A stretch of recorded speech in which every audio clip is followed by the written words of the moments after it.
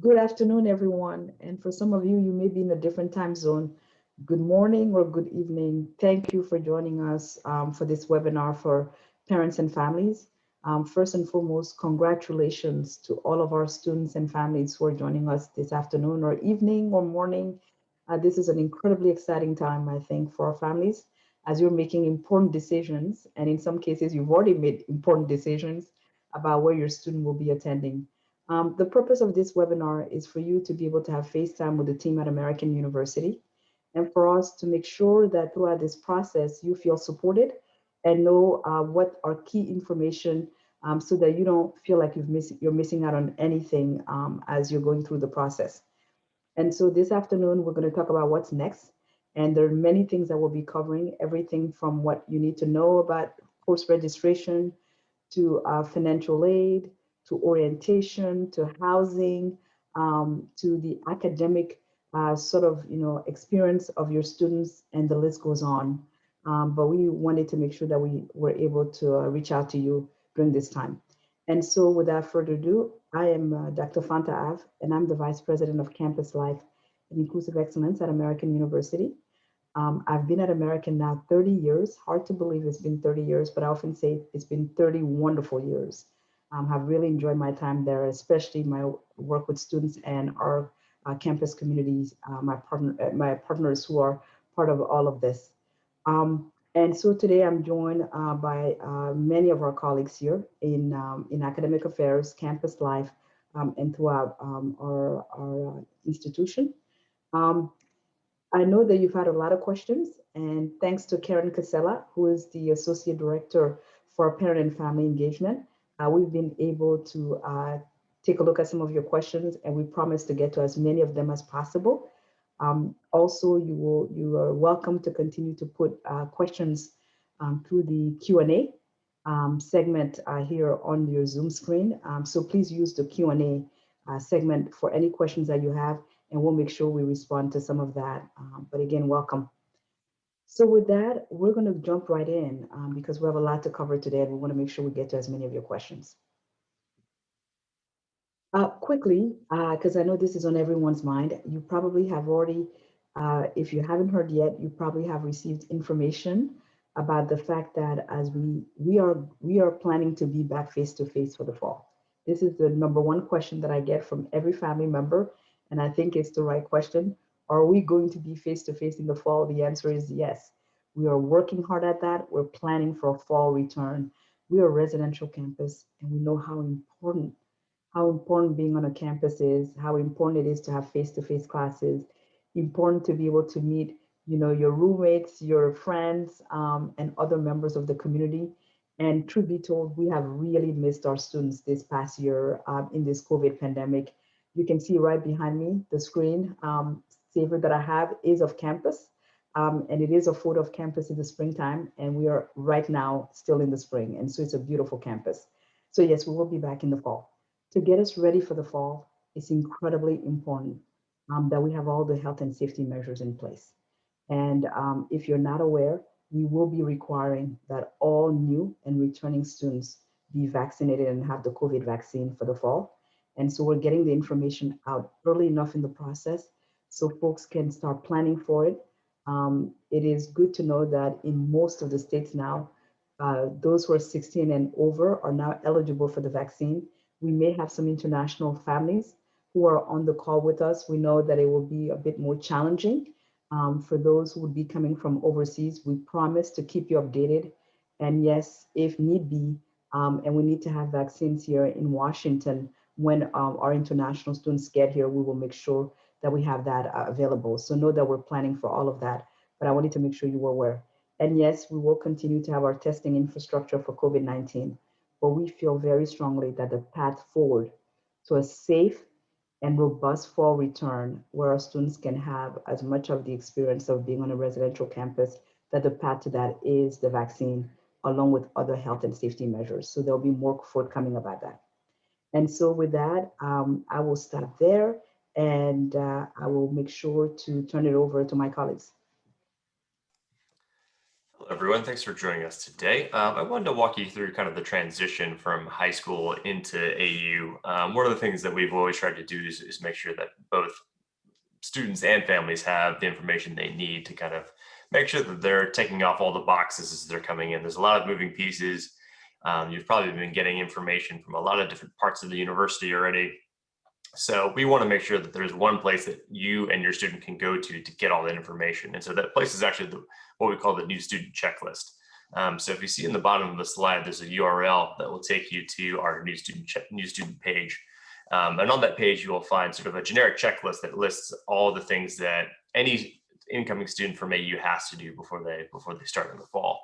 And so you can kind of go through and get a sense of what happens when, what you need to do when. So it's a really helpful piece and a tool. We believe that it really helps families kind of get to know, what's happening. There's a sort of a step below this and kind of a deeper step integration with this is that if your student actually signs into their My AU portal, they have a personalized checklist on their portal, which will allow them to actually see exactly what they've done and what they haven't done. So it's a great way to kind of keep track of what the student needs to do as they're going through the summer, just make sure they have everything set up as they need it. In addition to this, we've also been setting out, so if you're an early decision family, hopefully you've received our New Eagle newsletters. Both the parents and the students should have received it. If you haven't received it, just let me know. Email us at admissions@american.edu and just sort of, it'll come to my attention and then we'll kind of get that straightened out for you. But hopefully, if you're an early decision family, you've been getting our New Eagle newsletters. And if you're kind of a newly deposited family, you'll be actually getting one very soon. So within those newsletters, again, it's kind of designed to help you and your family kind of keep track of what the student needs to do over the coming months, as well as kind of just bring campus to you as much as we can. We know a lot of families haven't had the opportunity to visit. And so we want to make sure that you know what's going on campus. Campus is still a very vibrant and lively place, and so we want to make sure that all families kind of get a sense of that as well. And so that's what the New Eagle newsletters will attempt to do as well. Speaking of visiting campus, this weekend actually we were able to increase the caps on our tours for admitted students.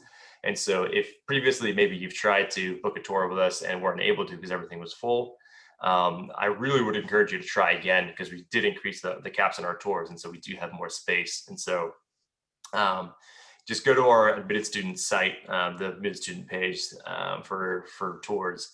And I'll put that in the chat after I'm done, just so you can get a sense of what that is. And if you haven't been able to visit us on campus and you can, I would highly encourage you to do so because it's as Fanta mentioned, it's spring, campus is beautiful. And there's no better time to see it. So with that, I will turn it over to my colleagues.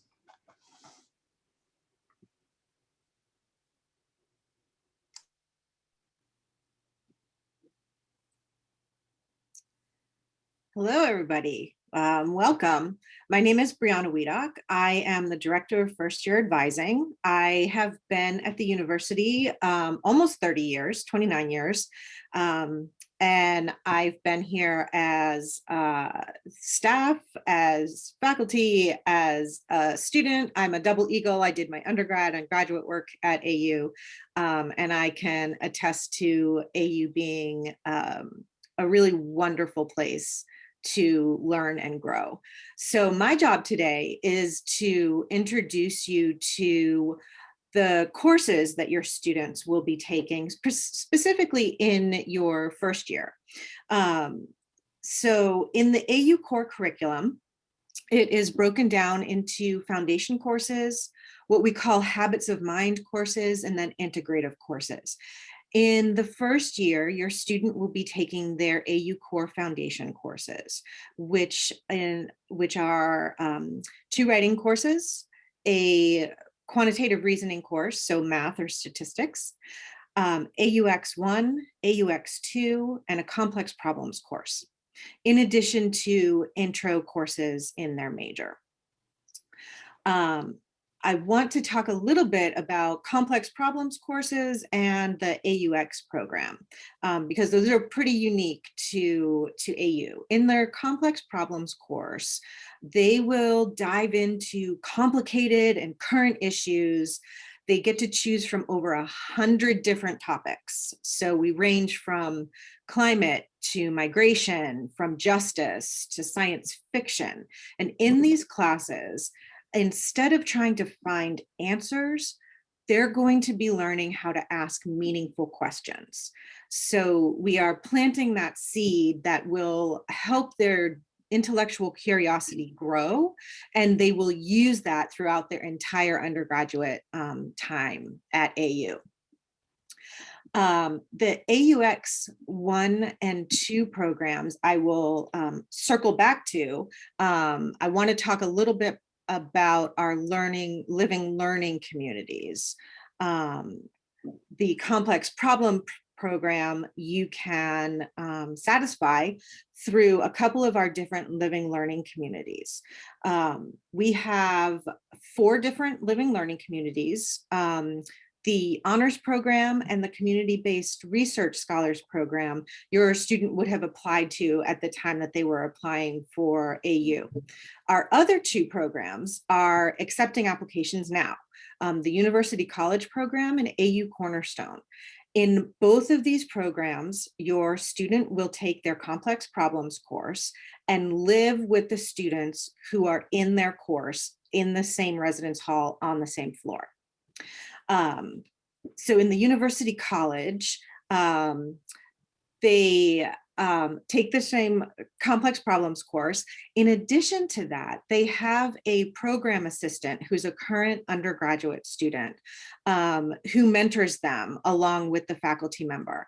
And they set up events throughout the semester, like guest speakers, embassy visits, as soon as we can visit places, study skills and study groups, social events like game nights, hikes, arts and crafts nights. They go to concerts and performances together and film screening. So if your student is interested in participating in a community of scholars that kind of gives them a ready-baked community, I would very much encourage you to check out the University College program. It is accepting applications right now. The second program that's accepting applications is the AU Cornerstone program. So this program started in a previous iteration in fall of 2003. It provides the opportunity for your student to participate in mentored experiences, either a DC internship in their first year or a study abroad in Bath, England in their first year. They satisfy all of the same foundational AU core course requirements, in addition to participating in these experiential learning opportunities. So if you are interested in either one of those living learning communities, please visit their websites. Their application link is live on their websites now. In the AUX 1 and 2 curriculum, in AUX 1, your student will be taking this course with their first year advisor teaching it. And so that's one of the ways that in first year advising, we are delivering our holistic support of students, is we see them once a week in a 19-person class for the entire first semester. They are with their advisor. In AUX 1, we've designed this program to help students navigate their academic, their social, their cultural, and psychological adjustments to university life in general, but also getting really entrenched in AU and the AU community as well. Our first year advisors have caseloads of under 80 students and teach these AUX classes with a maximum of 19 students in each space. This assists us in facilitating a faster connection to the students, and we are able to develop a mentoring relationship with them. This is serving as a guide for your student to learn how to develop mentoring relationships with their faculty later on in their majors. In AUX 2, which our staff also teaches, we have created a space for conversations and learning about race, and social identity and structures of power. We aim to equip students to begin the practice of engaging in dialogue with the recognition of the impact on individuals, communities, and structures. So in this semester, in the spring semester, they're building on concepts that we've introduced them to in AUX 1, blending a personal exploration of social identity with a multidisciplinary approach to race. This is the starting point for the academic study of the structures of culture and power, as well as social movements that challenge those structures. These ideas are infused in all of the AU core courses, and your student will be exploring them in depth in many different ways throughout the AUX core curriculum. So our work in first year advising with your students will begin in mid-May. In mid-May, your student will receive outreach from their first year advisor, and we will be working with them mid-May through late June when registration happens. We'll be making sure that they're taking the appropriate steps through their new student checklist on their way to course registration, talking with them about their interests, their in majors and extracurricular activities, and really ensuring that the courses they're choosing for the fall are appropriate for all of the goals and their first year requirements. So we will be doing that with them in depth mid-May through late June. And all they need to be doing now to get ready for that is following the steps in the new student checklist.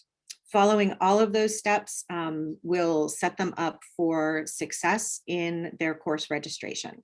So they don't need to worry about that until a couple of months from now. And with that, I will hand it off to my colleague.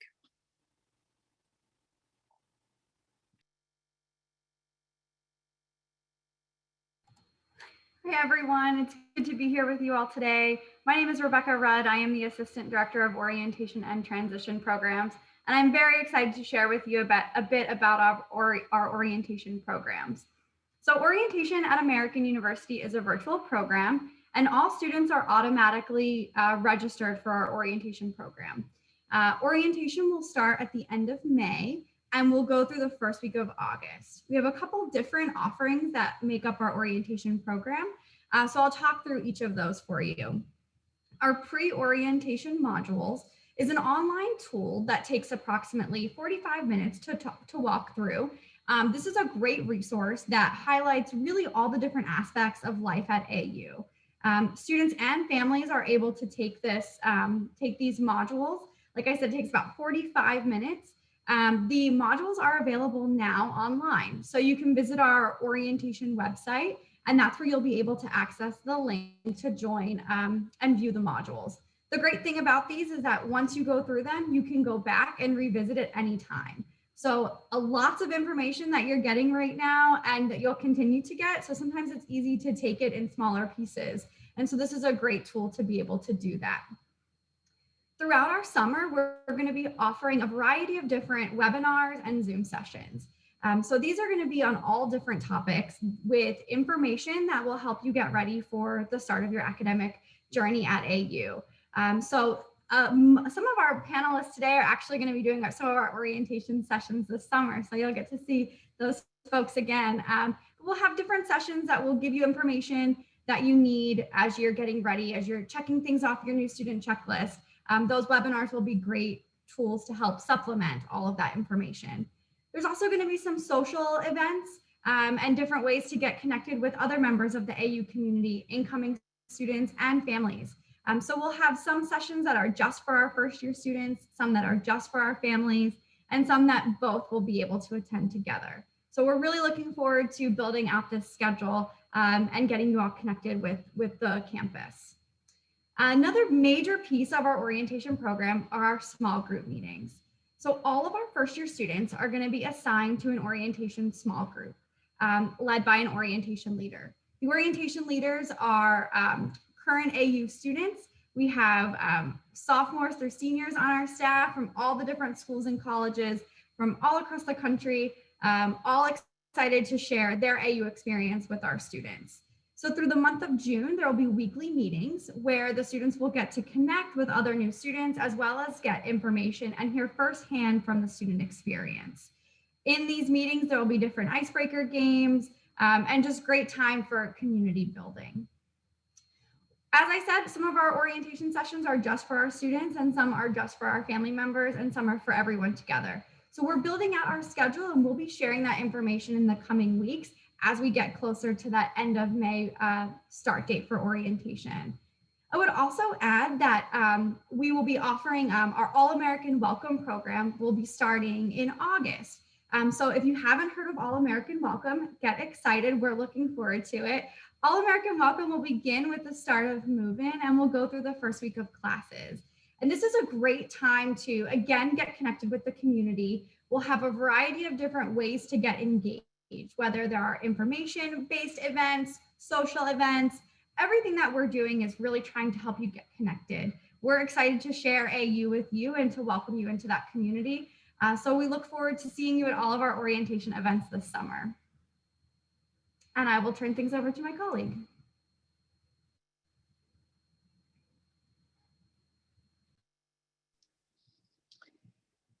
Good afternoon, everyone. My name is Anne Marie Powell, and I am the director for the One Card and dining services and the other factors of auxiliary services. So today, though, I want to speak mainly about our One Card and our dining services of what you have to look forward to for the fall. And I'm going to start off with that nice ID card that you will be receiving. That sort of is like your official license to American University. So this will have your picture on it. It's what you're going to use for to get into all our buildings, different buildings, for your room key, and also for that all important meal plan. So with this card, what I want you to know is that get ready, get your best photo ready. It's a passport type photo. The only difference is we let you smile on your passport photo. So get that ready, get your best photo ready to send in to us. And we'd like to get all the photos by July 1 to ensure everything's ready for you. This will help you when you get ready to move in. Your card will already be at your resident hall, ready for you to pick it up and head to your room. So please get that card into us. If you have any questions, you can always feel free to reach out to us at idcards@american.edu. The other thing that's important about this card, it is your one key of getting around the university. As I mentioned, it's about your access. Whether it's also going to have your print account on it. It will have your meal plan associated. And I will tell you that we are making changes to our dining program. What kind of things can you look for? I invite all students to give us information and become part of our dining advisory board. We want to hear from you. We want to make sure that the items that we're offering are things that you're looking to eat. So think of it as your home, your kitchen away from home. All students coming in will be required to be on a 175 block meal plan. What does that mean? That means that you get 175 meal swipes for the semester. That means that from August to December is one semester, you get 175 meal swipes along with $400 in Eagle Bucks. The Eagle Bucks are things that you can use for on campus, whether it's to do your laundry, make purchases in campus stores, whether it's our bookstore or our C-stores. We also have a lot of student-run dining options for coffee that you can use your Eagle Bucks at. And because we realize that when you're eating, just like at home, you don't eat all your meals at home. You like to explore and go out and see what else is in your community. So we have a ton of merchants that allow you to be able to use your Eagle Bucks around the campus. Anyone with dietary needs or looking for a special accommodations should first reach out. If it's just a general dietary question, please email mealplans@american.edu. We will then be putting you in contact with our dietitian. So you want to know, do we have gluten-free options available? What are some of your vegan options? I don't like a lot of salt in my food. Those kind of questions, the dietitian can work with you. If you have certain medical accommodations that we need to look at, we do ask that you reach out to our accommodations group. they will be able to work with us, work with you and the dietitian, so we're able to meet your needs. Safe dining is very important to us, so we are following with all the guidelines of DC to make sure that we are providing the safest dining. We've introduced a mobile ordering app, so you can order ahead. Your food will be ready for you, and it will speed you through picking up your food, getting your orders, and give you the option of eating in or taking it to go. So we look forward to seeing you as we move forward and providing more information through the summer, through our Eagle Summit, of exactly what you can expect for our fall semester. I'll pass this on to my next colleague. Good afternoon, good evening. My name is Christopher Silva, and I'm the Director of Housing at American University. And I'm very excited and happy to speak with you today. We know that students and families are very eager to learn more about their student housing placement, about when they will be able to move into the residence halls. And so I hope that I'll be able to provide some of that information, also knowing that we are continually working on the logistics of various elements of student housing, especially the arrival of students. So I'll provide you information as well as insight when we'll provide you more information. So as I'm sure you have heard and participated perhaps in tours or observing our website, our first year students are housed in a very coordinated way, close to each other in buildings called Anderson, Letts, Roper, Centennial, and Hughes. This is part of our first year living community. We heard Brianna talk about living and learning communities in those academic and residential communities. And so we have those communities in all of our residence halls, except for Centennial Hall, which is a building that has a different type of design and is being renovated right now. For those who have toured the campus last year, maybe you had heard about our learning community and our first year experience. And this year we've added Hughes Hall to that first year community. I wanted to also remind you all that even if you didn't come to campus in person, that's not a problem. Our virtual tours of the rooms especially are very detailed. We've just redone them not long ago. And so you can explore every little space, every nook and cranny of the residence hall room on that website. So go onto our main housing page and look at virtual tours of the buildings. We also have dimensions of different spaces. We get a lot of calls and emails about how big is the closet, how big is the drawer. We have that information available for you. Please check our website.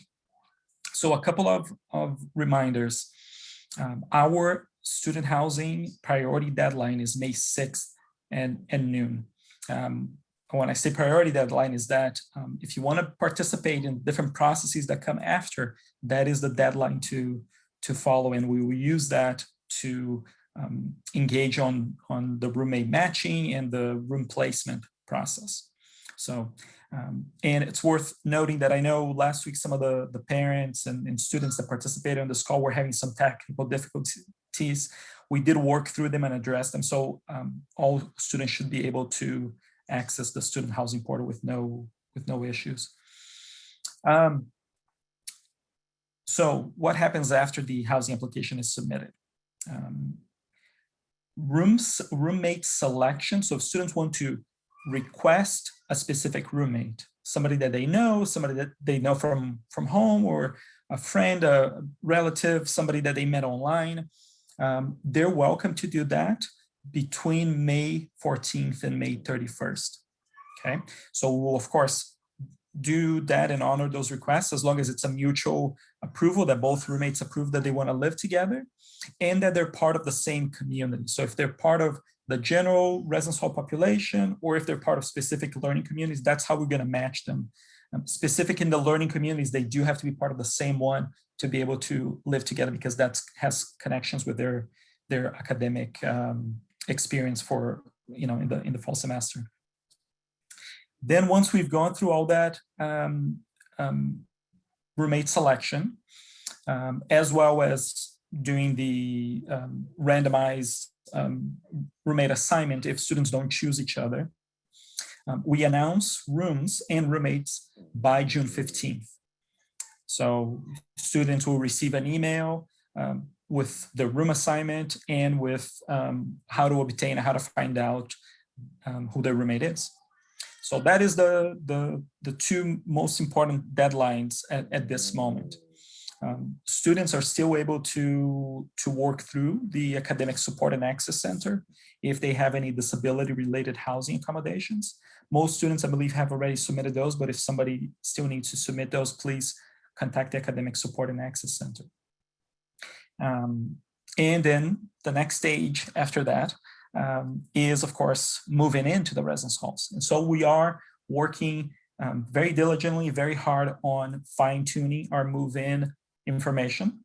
So we expect, as we do in our years, that students who move in to the residence halls sometime in the 2 weeks preceding the first day of classes.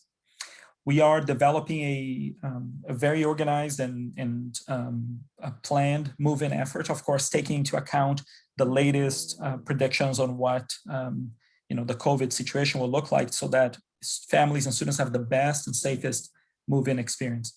So knowing that, our expectation is that by mid-May, we'll be able to announce the exact move-in days and then how students will be able to sign up for a specific move-in date and move-in time. So students will sign up for a time slot on a specific day, and that's when they'll move into campus.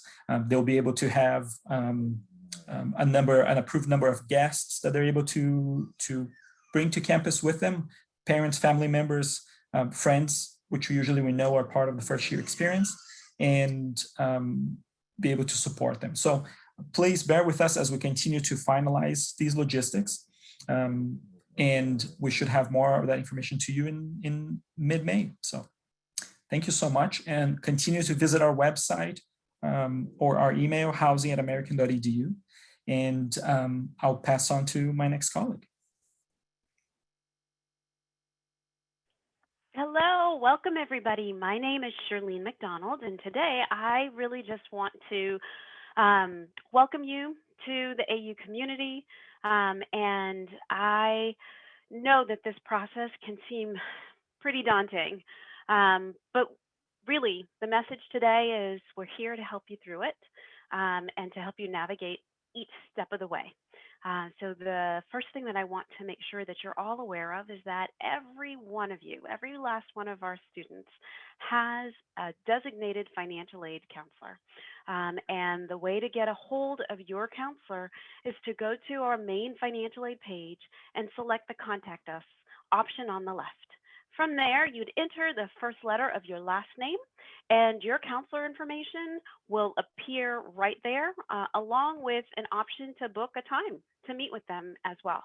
So I encourage you, if you have questions, if you need assistance, please reach out to us. We're happy to help you. Most of you that have applied, that submitted the FAFSA and the CSS profile, should have received your financial aid award letter with your letter of admission. We are committed to doing that. But if we've contacted you, if we need additional information from you, please feel free to reach out to us and we will get back to you. There are a number of things that we want to ensure that you understand and that you're able to navigate through the system, to include how to find a federal work study position if you've been awarded, how much is work study per academic year, or so all of that information is not only found on our webpage, but also your financial aid counselor can help you navigate through that process. And with that, I'll go ahead and turn it over to my colleague.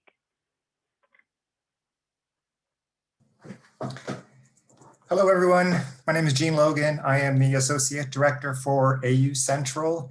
I've been at AU for 10 years. I'm an AU alum. I'm an instructor in the AUX2 program that Brianna was talking about, and I'm a staff member. And that's what brings me here today to talk to you about AU Central, which is the one-stop student service center for student accounts, registration, and veteran services. So a couple things that I can tell you that may be of interest to you now is that we have counseling staff who are available to assist you with your payment options. So the payment process at AU is online.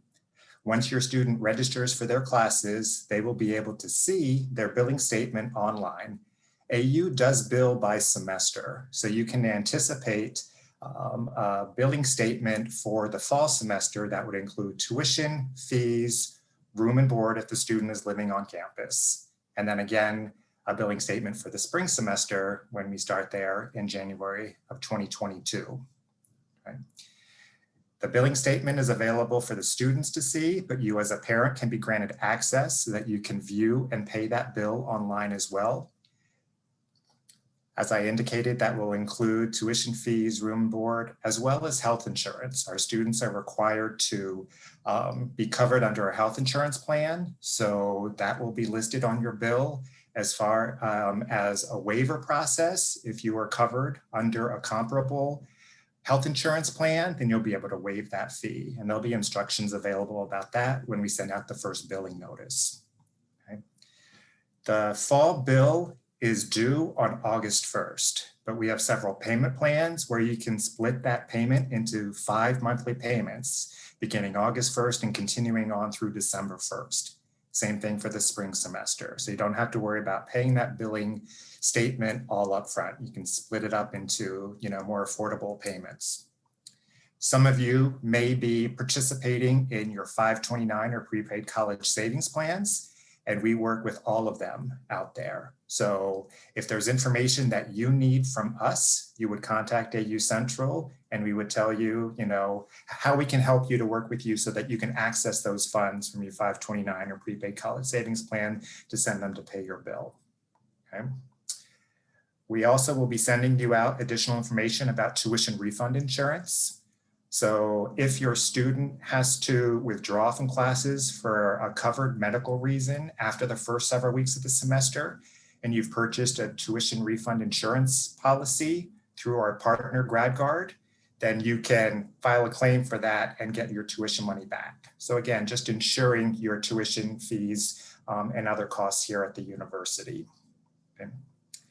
As I mentioned, we also process veterans educational benefits for our students.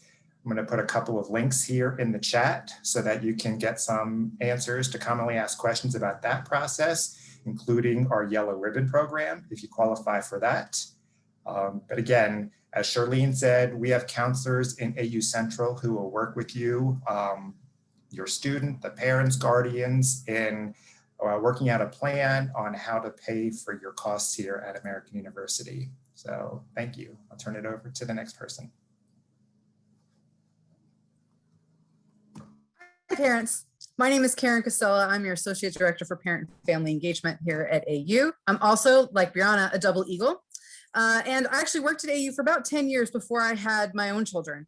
And now that my oldest is a sophomore in college, this is like the perfect time for me to come back to campus, rejoin the staff, and to work to support families like yours. I'm going to leave this slide up as we reserve some more of this time for the Q&As. You'll find more ways to connect with us, resources. I know folks were just asking about hotel links. That's on there, key dates, links to our webinars, all kinds of great stuff. Probably most importantly is my email address on here. You'll want to take note. It's auparent@american.edu. Any question, anytime. And before we go over to those, I just want to make note, you've probably seen a number of those helpful URLs pop up in this chat, kind of just as we're talking about them. That's the work of my assistant, Colin. Colin's a senior with us in SPA, and I want to give him a shout out. We couldn't do our work to support families without folks like Colin. So I want to get into some of the questions that have been coming up. And I think, Chris, I want to start with you because I know that housing is really a big deal for a lot of our families in terms of next steps. There are questions, Chris, about how that roommate process works. Like if your student is not going to participate in an LLC and they don't know anybody, how does that matching happen? Yeah, that's a great question, Karyn. So in the housing application, which we highly encourage students to fill out by themselves.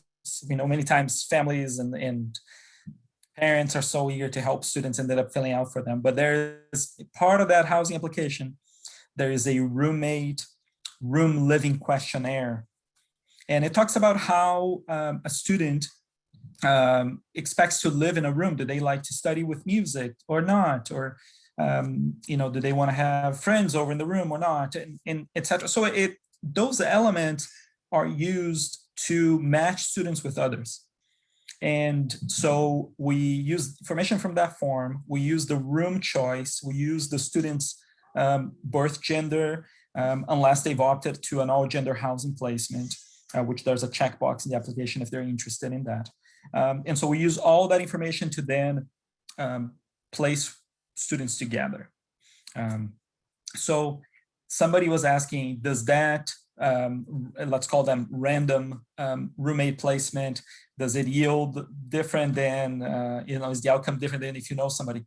Honestly, it varies. And really the main pieces are the students, both of them, the roommates, willing to talk to each other, plan, set expectations, and discuss and dialogue throughout their semester, their first year. So it really depends. And our staff, our colleagues in residence life, from the RAs to the community directors, are all available and supporting the students in this experience. And so there's a roommate agreement contract that students sign and discuss with their roommates what their living experience is going to be once they get to campus in their first floor meeting. So it doesn't end here in the form. It's a continual process that we hope that students will continue during the semester to also talk and learn how to live with each other. Thank you so much, Chris. I'm not going to let you go just yet. Right here. Okay, good. So we have all these questions all the time about university college and the LLCs, and they're phenomenal opportunities. A lot of students really love them. We also know that there's a lot of students for whom that's not their cup of tea. Can you tell us a little bit more maybe about like what a percentage might look like of how many students do LLCs versus those that don't? Sure. I would say it's close to about half of our first year students are in the LLC university college group versus not. And so that is something, there's opportunity for students to be part of one or to be part of the greater community. There's tremendous events and activities and engagement opportunities in both of those. So it's not that students are missing out being part of one over the other. I think really is an aspect related to opportunity, to interest, specific interest, right? And I know Brianna's on the call as well, and she may have some other insight about the experiences that students have on one versus the other, because there's the academic component. Well, that's great, because I was going to turn to Brianna next anyway. So Brianna, a couple questions for our incoming folks. We've got some families whose students have been racking up those AP credits, those IB credits. How can they find out if we'll accept them?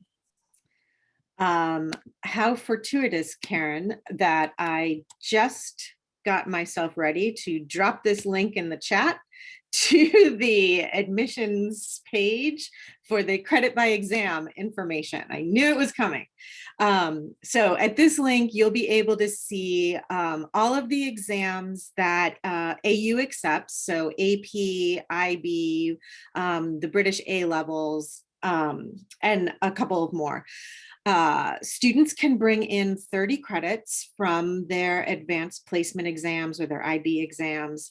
The exact exams are listed on this site, the exact exam, the exact score that's needed, and exactly how they come into AU. So it will show an AU course number for how it comes in. Students can apply credits towards their major, towards their minor, towards elective credits, so towards the overall 120 credits that students need to graduate. The AU core curriculum is unique to AU, so there is no direct equivalency with AP exams or IB exams. So the students will take those courses at AU, but the exam credit can be used for major or minor elective credit. Excellent. I had another question for you. I'm not gonna let you go yet. Oh yes. So for students who maybe have had the benefit of some IEPs, yeah, accommodation plans, et cetera, from K-12, what do they need to be doing now to plan so that any of those supports are in place for the fall?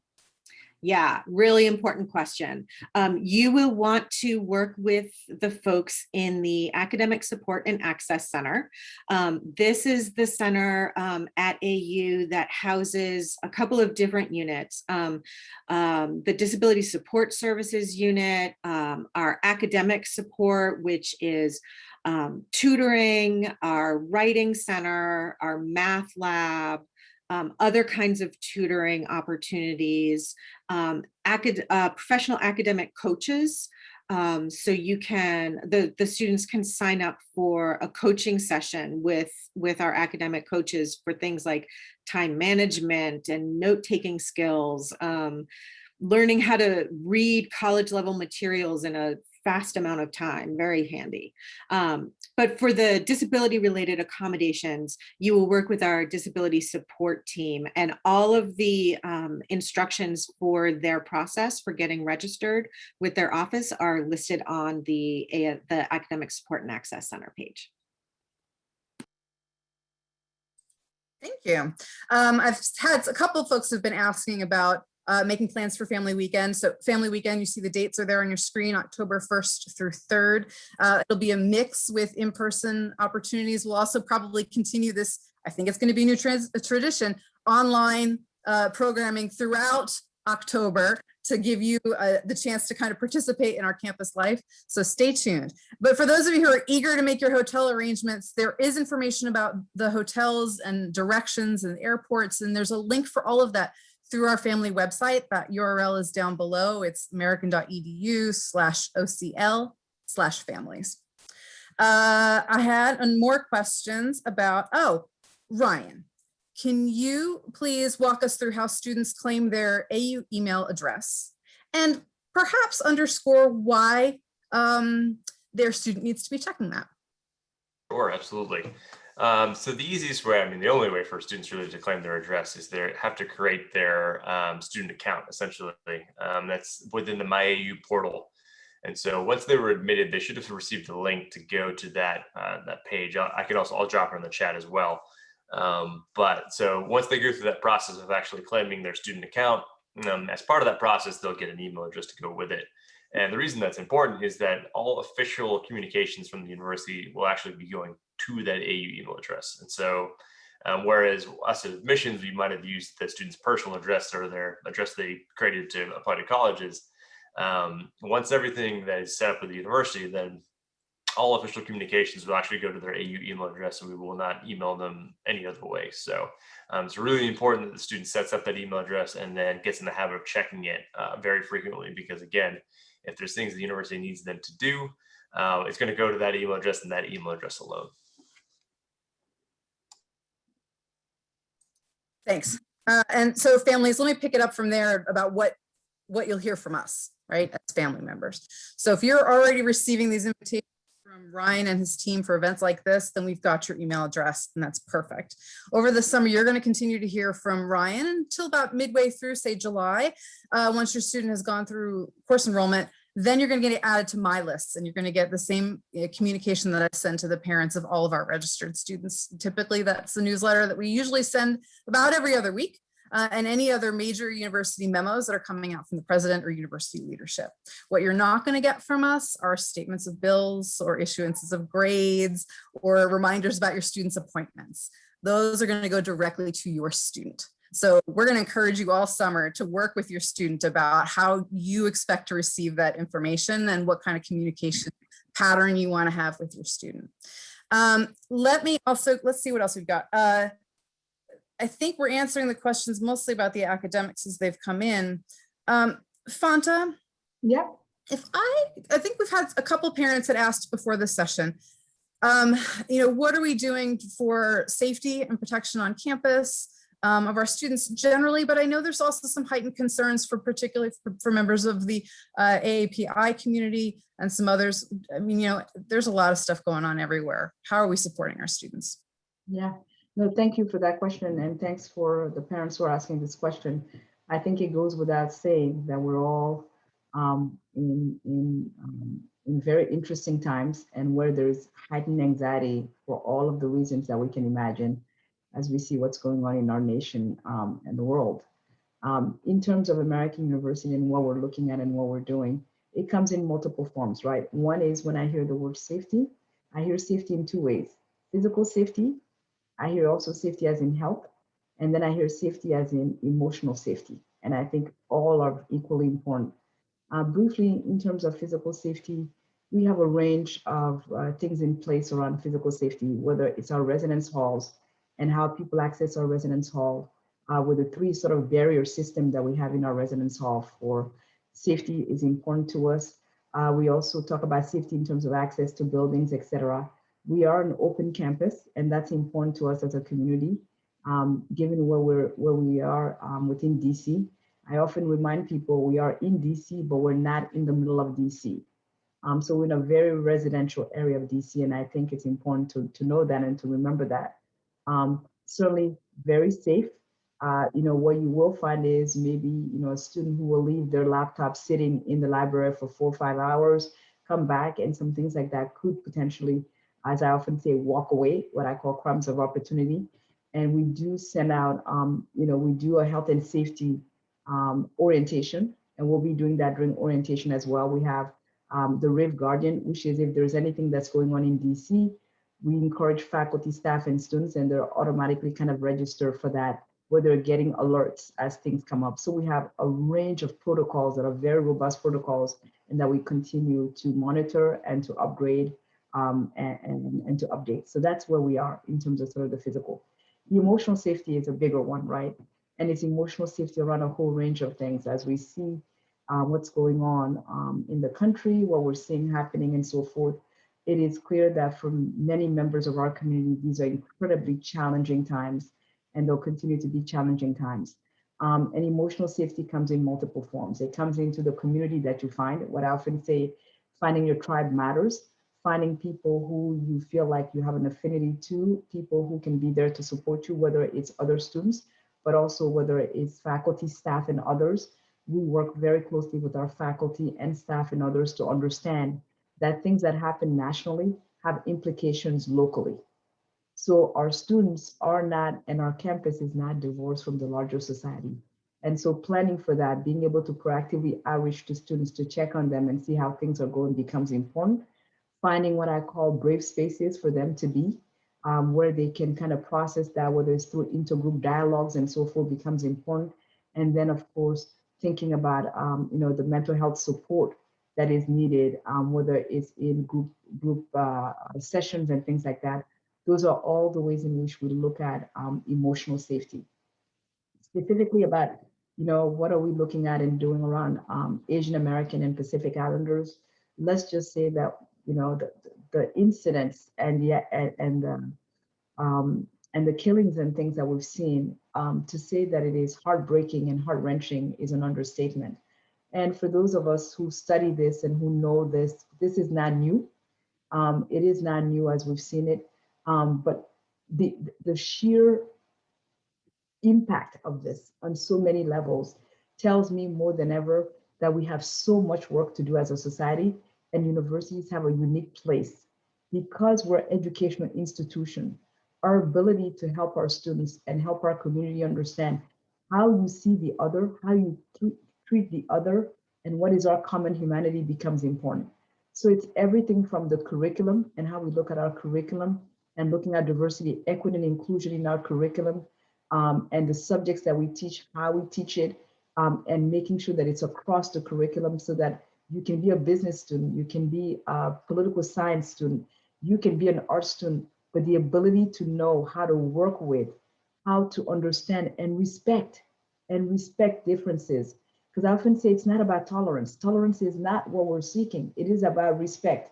And it is about the human dignity part of this that is so incredibly important. So it's everything from our curriculum to the training, learning, and development that we have to continue to do with our faculty, our staff, and our students, and the community writ large. It's all of those things. It's also understanding that the more we understand and the more we can hear each other and the more we can engage with these issues, the more we're going to hopefully make some progress.